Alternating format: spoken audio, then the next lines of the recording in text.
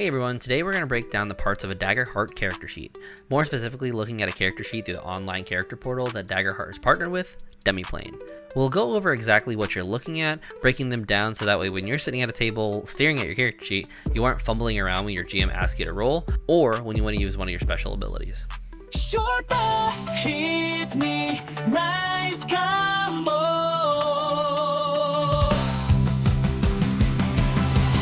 In Daggerheart, just like any TTRPG, you're given a character sheet to track down what your character is generally able to do. This ranges from traits, to weapons, to spells, and abilities. And we're not going to get a whole lot from me just talking about a character sheet, so let's take a look at a character sheet on Demiplane and go step by step on what exactly you're looking at. So the first thing you're going to do is log into Demiplane. Once you've logged in, you'll go to the home page, and then from there we're just going to navigate to characters. When you click on the character spot in the top corner, you're going to see that Demiplane supports a handful of different tabletop RPGs already. For the intents and purposes of the video, we are going to make sure that we're going to filter it through Daggerheart, and then we're going to either create a character, which is done by hitting that create a character button in the top right, and then clicking on the tabletop RPG that you're wanting to support. Normally would be Daggerheart. But since I will be doing character creating builds and then kind of going over character creation in another video, we're just going to take a look at what the character class looks like. And so we're going to take a look at the pre-generated character from the Quick Start Guide, Sablewood Messengers, the Rogue Nightwalker, Barnacle, who is a ribbit, which is probably the most popular class, at least from what I've seen most people wanting to play. Just because frog people isn't something that is found in other tabletop RPGs, or at least not as common in other tabletop RPGs.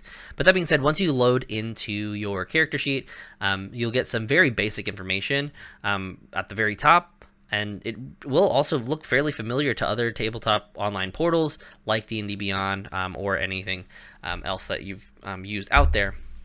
And this will also look fairly similar to an actual character sheet. So if you're looking at a paper character sheet in front of you, some of this stuff will be fairly familiar as we go over it. But the nice thing about Demiplane is every time you click on anything on this page, as long as you have those little dots and as it shifts from the pointer to a finger, you can basically click on this and it'll always have detailed notes that kind of go more in depth about what you're clicking on. So the rogue will have all this information about rogues and even some information all the way at high level, all the way up to level 10. But then if you click on something like the ribbit, you'll have some information about what the ribbits are. So kind of just going from top to bottom, we'll just break down the character sheet fairly simply.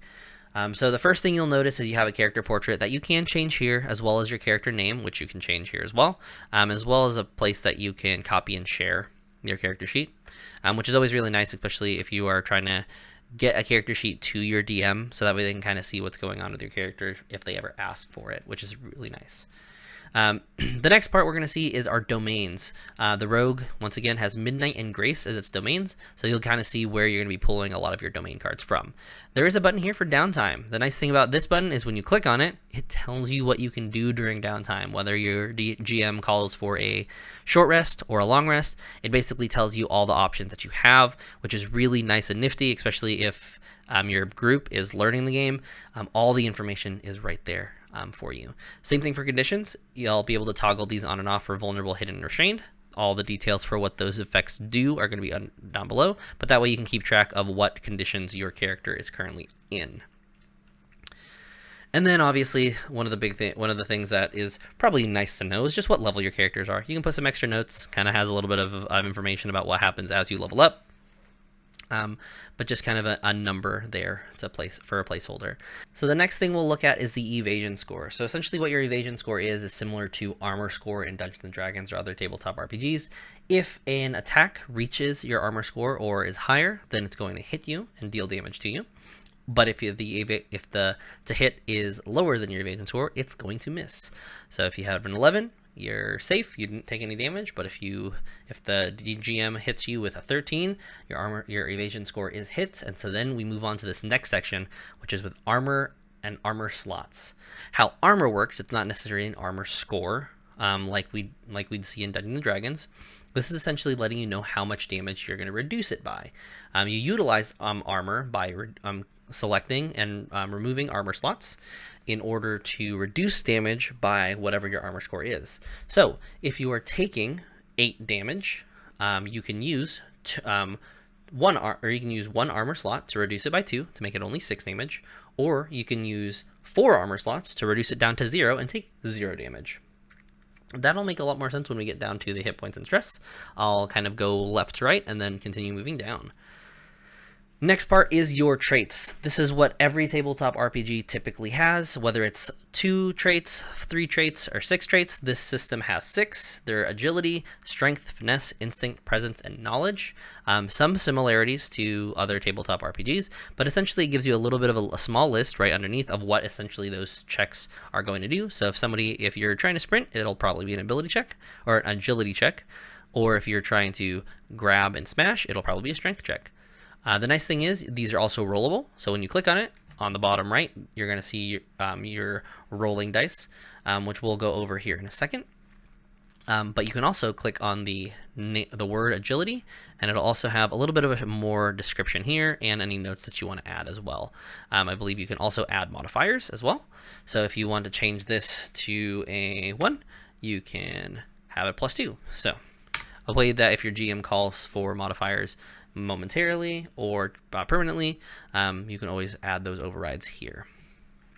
But anyways, agility is basically the ability to sprint, dodge, leap, strength, lift, grab, smash, grab. Finesse, control, hide, tinker. Instinct, perceive, sense, navigate. Presence, charm, perform, deceive. And then knowledge, recall, analyze, and comprehend. So with that, you have a handful of things that your GM could call for, and it kind of gives you a description of what those things would usually be. So hit points in Daggerheart are categorized in a very different way than we would see in other tabletop RPGs, and they're kind of more akin to what we would consider in some systems as wounds. Essentially, all characters, at least at the start, at level 1, will have 6 hit points. And so as you take damage, you don't take the damage directly to your hit point bar of 6. So if you are hit for 6 damage, you don't automatically lose 6 hit points down here. How the hit point damage system works is it's broken down into thresholds. So if you take 6 damage, it's above 1, which is your minor threshold, so you would take 1 point of damage. If that 6 was higher than 7, so say you take 7 or more, you would take a major hit point, which would essentially be 2 hit points marked down, like that. But if you take a massive amount of damage and it reaches your severe, so this 14, you would then instead mark 6 hit points. The nice thing about that too is, as we kind of talked about with armor and armor slots, Daggerheart has a system to calculate damage. So say you have 7 damage incoming. We'll go ahead and put 7 damage there. What it basically tells you, it'll say you have to mark 2 hit points. But if you utilize an armor slot, it says that you are going to be blocking 2, the damage after is 5, therefore you only mark 1 hit point, and then you can apply.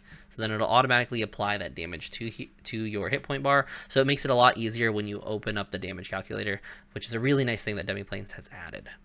I'll talk a little bit here about stress. Stress is almost like a resource that you can use that can be utilized for certain abilities that you have in your character sheet that we'll see down below, or it can be something where an enemy causes you to take a lot of stress, or there could be a situation that your character is going through out of combat that could cause stress on your character.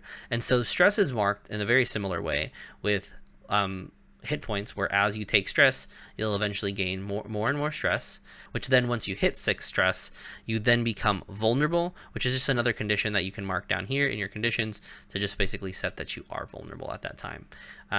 This doesn't usually take into play as often in lower level games, but the higher your level and the more abilities you get and the more enemies that you face, the more likely stress will be utilized over time. But for the most part, at level 1, stress isn't going to be too much of something that you'll have to worry about. The next section here is going to be your weapons. So essentially you'll have in your hands a primary weapon or a secondary weapon, depending on what level of burden you have. For now, we just have one weapon in our primary weapon slot, which is a dagger. And it also specifies that that dagger is only utilizing 1 point of burden. Essentially what burden is used for is basically saying how many hands it takes to carry. So you could dual wield and have a secondary weapon in your hand that would basically set you up at 2 burden, Or if you have a weapon like a greatsword, that would essentially cost 2 burden, meaning you can't have a secondary weapon in your second hand. What proficiency essentially means, it's basically how much damage dice you're doing. So the higher your proficiency die, the more damage you deal. So at the moment, we are at 1 proficiency. At 2 proficiency, this dagger becomes 2d8. At 3 proficiency, it becomes 3d8, and so on. There's also a little bit of a difference with weapons here, where not all weapons will fall into this agility, strength, and finesse category. Sometimes you'll have a weapon, say it be a magic item, that uses your presence or knowledge roll, or even something like the rapier, which in other systems might require finesse. In this system, it actually requires presence to roll. So weapons are all different, and you might just want to look through the weapon list so that way you can kind of see which weapons you might want to use for your specific character. The next section here is hope, which is a very important mechanic in Daggerheart. Hope is essentially a resource that you gain pretty frequently throughout Daggerheart. As you roll on your duality dice, 2 options may happen. So if we click on this duality system and roll it, you have 1 hope and 1 fear die. If your hope is higher, you gain a resource of hope, which you would just mark here. If the fear is higher, on a roll of 17 with a 9 and an 8, what would happen is the DM would get a resource known as fear that they're able to use to affect the story and use abilities on adversaries. The nice thing is, if you're ever wondering what you can use your hope for, typically hope is going to be used for your abilities that you picked as you were creating your character, but hope can also be used for a number of different scenarios, like helping an ally, utilizing experience, activating a hope feature. But if it's not from any of your abilities, you can always click on the hope here to see what other ways you could use it, whether it be helping an ally or utilizing experience. And then speaking of experience is somewhat new to Daggerheart, though we have seen something like it in other systems like Dungeons & Dragons. I generally explain experiences like backgrounds in Dungeons & Dragons, where essentially they're words or phrases or roles that your character has taken that you can use hope to essentially invoke your experiences. For instance, this "they don't see me coming." This could be something along the lines of this character Barnacle being sneaky, going around a corner, or it could be something along the lines of blinding somebody and then having an advantage and then utilizing experience to gain this extra bonus. These bonuses come from a +2/+1 variant at the very start of the game, but these do increase over time. Same thing with striking a deal. This could be taken very literally, where you are bartering and you strike a deal with an NPC, or this could be used to maybe do the finishing blow on a character by dealing the final strike. It's a lot of wordplay, and basically you kind of have the freedom to embellish how these experiences work for your specific character. As long as they make sense, your DM should be willing to work with you on the experiences that you've created and allowing them to be utilized in the scenarios that you want to use them in. And so now we're looking at the bottom section of a character sheet.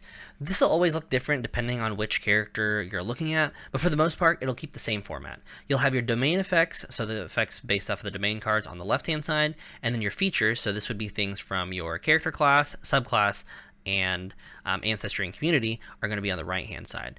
They're all going to be different depending on your specific character, but for the most part it'll be broken down here where you can essentially just look at each of the cards and their abilities, and for the most part they're fairly self-explanatory. If not, your GM can always make a ruling themselves, or you can always look up at the forums or discords for any questions that you have pertaining a specific ability. With that, you then have your equipment section where you have a list of your gold, a place to manage and add any specific equipment or custom equipment, and then also the equipment that you currently have in your inventory, ranging from your armor, your weapons, consumables that you may or may not have. Next, you'll see your details. This is essentially where you're going to see a little bit about what you decided to add, kind of putting into notes things about your character, background questions, the specific connections that you guys made in character creation during a session 0, and also another place where your experiences are also listed. The feedback section is something I'll definitely recommend to fill out, especially because Daggerheart is in open beta. This just gives information to the team at Daggerheart, so that way they can continue to improve the game before it's released in 2025. And then the last section here is just going to be a journal. This is where you can put any of your notes if you don't put your notes somewhere else, like on pen and paper. And so that's basically the character sheet in a nutshell. And with Demiplane giving you all this information, there's not a whole lot I need to cover because the information on each section is literally a click away. All you have to do is click on that section and it gives you a whole list of all the rulings associated with that specific section.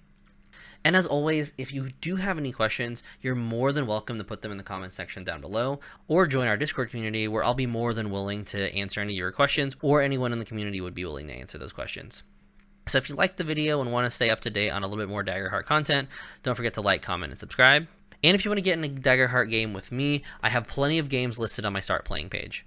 So continue to invoke those experiences and roll with hope, and I'll see you in the next one.